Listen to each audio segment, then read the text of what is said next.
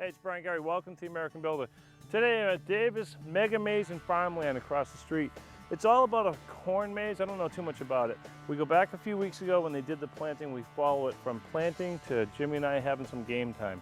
So, maze, me and Jimmy playing, you know it's got to be interesting. Let's go see how all this thing gets cut with their own GPS system. Welcome to Davis's Mega Maze. Doesn't look like much right now, but in another couple of months, this is going to be an amazing adventure. Mark where the next tower goes. Okay. Got a stake right at 15 feet and Okay. then one at 23. 23. Great. That puts us off about a foot. We need to put in an 8-foot by 8-foot, at least that's the base of a tower, to connect these two stair bridge sections together. And then our main purpose after that would be to bridge the gap in between all the towers and then put on the handrails, and we've got ourselves a bridge.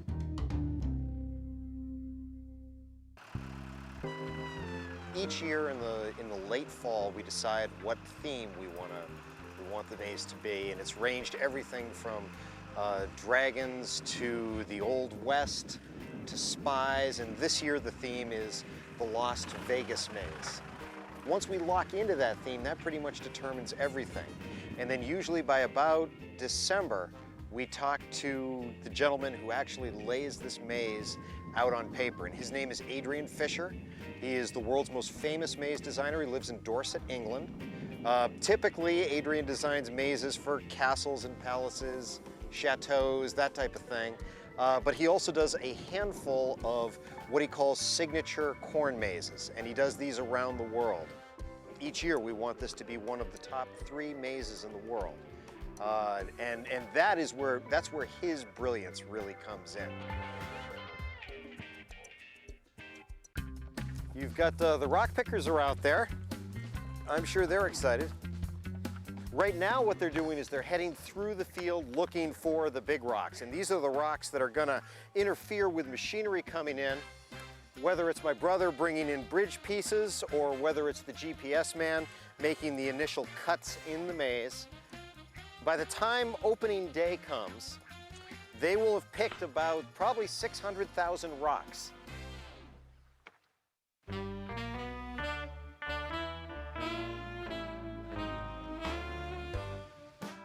So what we have here today is nothing more than a bunch of bridges out in the middle of a cornfield.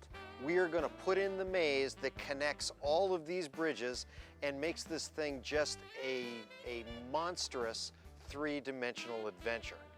Our GPS guy, his name is Rob. He comes from Kansas City, Missouri.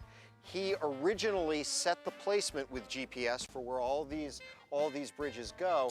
He's going to check on the placement now to make sure that we've put them in the right places, and then eventually we will just start etching out each one of the pathways. When we first started with GPS, we had an accuracy of about 8 to 12 inches. And now we're down somewhere between 3 and 8 inches, and it makes all the difference in the world.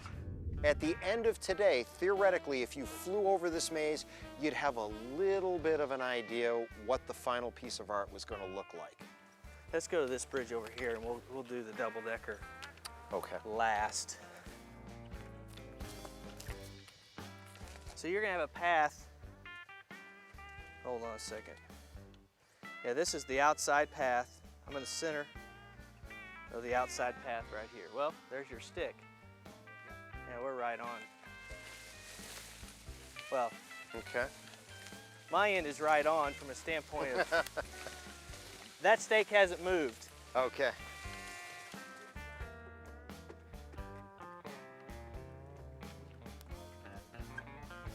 Perfect.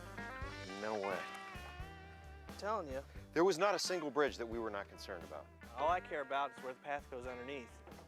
I'm not even looking elsewhere, Larry. I mean, we'll check every single bridge. But we're right on it.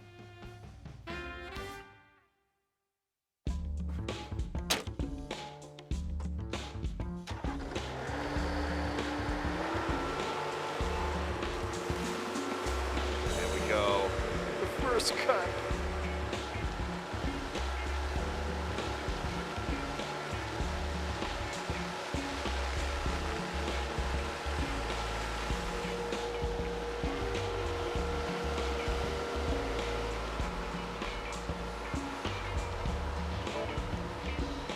If we come up with a two-pole system, if we got one pole that's 7 feet and one pole that's 8 feet, then do you need a 9 and a 10 footer, or are those two going to be fine? No, it's better. All right, so here we go. He is not going to the bridge. This will give us an excellent idea how well placed the bridge is. It's going to be tight. It's not terrible. But if I'm 6 feet, you know, that's supposed to be 8 feet. I'm beyond 6. That's going to be a tight little cut in. Not impossible, but tight.